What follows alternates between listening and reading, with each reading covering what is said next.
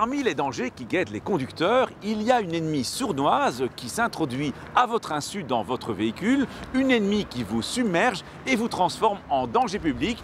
Je veux parler de la fatigue, qui est un danger potentiel qui est largement sous-estimé dans les accidents, d'où ce message de prévention de l'Agence wallonne pour la sécurité routière. L'endormissement au volant nous concerne tous. Différentes études, des enquêtes montrent que tout le monde a été concerné par la fatigue au volant, voire même, dans certains cas, des micro-endormissements au volant. Donc la campagne veut vraiment mettre l'accent sur ce phénomène qui représente un nombre important de tués sur les routes, qui est souvent sous-évalué parce qu'il est justement difficile à cerner, et de montrer que lorsque l'on ressent les effets de la fatigue au volant, la seule solution, c'est de s'arrêter et prendre une petite pause, éventuellement après avoir pris un café, puisque le café met une vingtaine de minutes pour faire ses effets, ce qui laisse amplement le temps de faire un petit micro-sommeil d'une quinzaine de minutes. Certains outillages viennent en aide au niveau de la voiture pour prévenir le conducteur fatigué. Est-ce que c'est fiable ? Donc effectivement, on voit de plus en plus des véhicules équipés de ce genre d'équipement qui ont certainement une plus-value. Je pense qu'il faut être attentif au phénomène de compensation et que les conducteurs n'abusent pas de l'usage pour conduire dans des états de fatigue excessifs. Le paradoxe étant que les gens doivent payer pour des équipements de sécurité routière et faire tout de façon à ne pas les utiliser. La fatigue est donc à prendre au sérieux. Mais comment identifier et repousser ce danger insidieux ? Les signes avant-coureurs d'un possible endormissement au volant sont des yeux qui se ferment plus fréquemment, des bâillements, aussi quand vous oubliez ce qui s'est passé sur la route les kilomètres précédents, ou également quand vous avez du mal à maintenir votre trajectoire sur la route.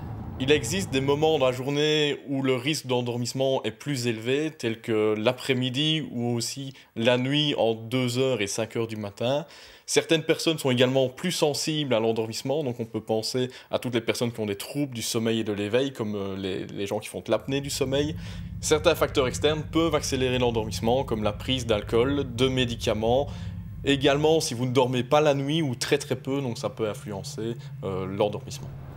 Actuellement, il existe déjà des systèmes dans les véhicules qui sont basés sur le comportement du conducteur et du véhicule, qui permettent de déterminer l'état de vigilance du conducteur, mais dans le futur, on ira beaucoup plus loin dans ces systèmes-là, où on intégrera vraiment l'état d'éveil ou de somnolence d'une personne. Il faudra sans doute encore pas mal d'années avant que tous nos véhicules ne soient équipés d'aide à la conduite en ce qui concerne l'endormissement au volant. Mais même quand ce sera le cas, tout conducteur devra se souvenir qu'en cas de fatigue, une pause s'impose. À la question de la semaine dernière, il fallait répondre qu'entre deux véhicules en mouvement, on recommande de laisser un espace correspondant à la distance parcourue en 2 secondes. A gagné cette semaine une caméra sport Lenco. La question, le signal E9D signifie arrêt de bus, stationnement réservé aux autocars ou stationnement réservé au transport scolaire. Soit vous téléphonez au 0905 56 493, soit vous envoyez un SMS au 6020 en tapant contact 1, 2 ou 3 et vos coordonnées complètes. La distance de sécurité s'applique aussi en cas de dépassement, tant avant le dépassement qu'après. Avant, il s'agit de ne pas se rapprocher trop près du véhicule que l'on a l'intention de dépasser. C'est d'autant plus important que l'on va justement plus vite que ce véhicule à dépasser. Et ensuite, lorsqu'on se rabat, il faut aussi éviter de le faire trop près du véhicule dépassé, au risque de faire ce qu'on appelle familièrement une queue de poisson. Si vous n'êtes pas certain d'éviter de vous rabattre trop près, c'est que les conditions pour un dépassement sûr ne sont pas réunies. À la semaine prochaine et d'ici là, bonne route!